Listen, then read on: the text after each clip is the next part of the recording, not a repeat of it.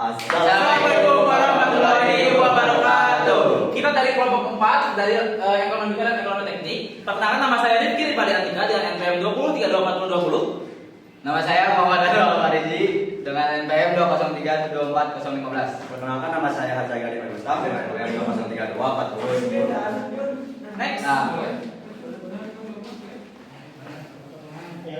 Jadi tujuan evaluasi itu adalah laporan ini disusun untuk menganalisis kelayakan dari investasi dari 4 alternatif proyek yang menggunakan teknik ekonomi teknik standar. Yang parameter utamanya adalah MAR atau minimum active rate of return adalah 12%. Lalu metode analisisnya NPV IRR, dan tujuannya untuk memberikan rekomendasi yang paling menguntungkan dan tahan resiko. Next. Nah, untuk proyek A adalah di pabrik baru. Ini itu proyek yang menurut kita paling optimal karena net present value-nya ada di paling besar dan juga IRR yang paling besar. Jadi hasil juga konsisten selama 5 tahun. Nah, ini buat perbandingan sama proyek-proyek yang lain. Ada yang seri, ini cuma 365 juta, IRR juga cuma 16%. Ini yang kedua, yang ketiga ya, yang ketiga proyek B. Ini tuh 220 juta dan IRR 20%. Dan yang paling kecil yang harus dihindari adalah proyek D. Kenapa? Karena NPV itu cuma minus dan juga IRR di bawah MAR-nya, jadi tidak layak. Jadi di sini ada tabel perbandingan proyek. Yang pertama ada investasi awal. Yang proyek A itu di 2M, proyek B di 1,2M, proyek C di 3M, proyek D 1,5M. Dengan NPV 12%, proyek A unggul di sini di 482,7 juta dan B 221 juta, proyek C 324 juta, proyek D di minus 188 juta dengan IRR-nya 21%, unggul juga. Proyek B-nya 20%, 16, proyek C 16%, proyek D di 5%, paling kecil.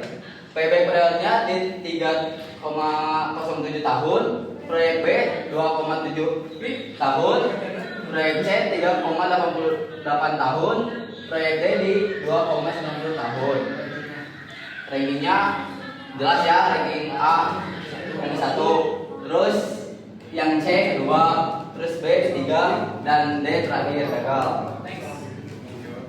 Nah, ini untuk perbandingan NPV-nya yang secara singkat, ini mana 400 sekian juta, yang kedua ada proyek C, yang terus yang ketiga yang B, dan yang terakhir yang D yang minus.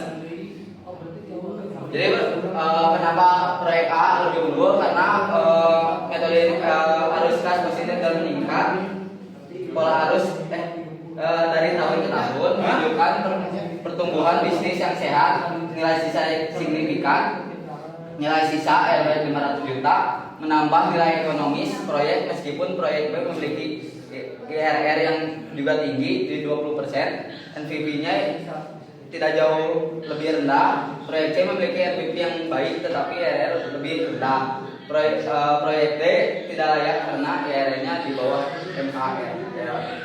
Nah, terus selanjutnya ada di analisis sensitivitas, di mana analisis sensitivitasnya itu adalah yang proyek A kita ubah MAR-nya atau IRR-nya menjadi 10%. Nah, jika kita diubah, itu tuh NPV-nya jadi lebih besar, jadi proyeknya itu jadi malah semakin menarik. Terus ada juga analisis sensitivitas yang ke 15%. Kalau ke 15%, perubahannya menyebabkan penurunan NPV yang lumayan besar. Hal ini menunjukkan NPV ini sangat sensitif terhadap tingkat diskonto. Namun dengan catatan MARR yang 10-15%, proyek ini tetap mempertahankan NPV-nya tetap positif. Jadi menandakan proyek ini tetap robust terhadap perubahan biaya modal. Lalu yang terakhir ada penurunan arus kas sebanyak 15%. Ini tuh menyebabkan NPV itu turun drastis dari 482 juta menjadi 110 juta. Penurunannya seperti 77%. Meskipun demikian NPV-nya tetap positif. Jadi menunjukkan proyek ini masih layak, namun dengan margin yang keamanannya yang lebih tipis. Next. lalu ada rekomendasi strategis dalam pelaksanaan. Prioritas pertama, eksekusi proyek A, pabrik baru segera. Opsi sekunder, pertimbangan proyek B sebagai pelengkap jika modal tersedia. hindari proyek B karena akan merugikan nilai perusahaan. Mitigasi risiko, cadangan kas, siapkan kemampuan minimal 15% dari proyeksi untuk antisipasi fluktuasi. Audit berkala, lakukan evaluasi triwulan, realisasi arus kas versus proyeksi. Lock in bunga, kunci suku bunga pinjaman untuk menghindari dapat menaikkan MAAR. Next. Lalu ada kesimpulan akhir berdasarkan analisis komprehensif NPV, IRR dan sensitivitas proyek A adalah pilihan terbaik. Proyek ini menawarkan return tertinggi dan ketahanan yang terbaik terhadap gejolak ekonominya. Ya, dengan NPV itu adalah di 482 juta dan keputusannya adalah diterima. Oke, sekian dari presentasi kami. Maaf bila ada salah-salah kata. Mohon maaf bila kesalahan kata, mau dimaklumi kita ini manusia biasa, bukan manusia sempurna yang sempurna hanya Allah semoga. Wassalamualaikum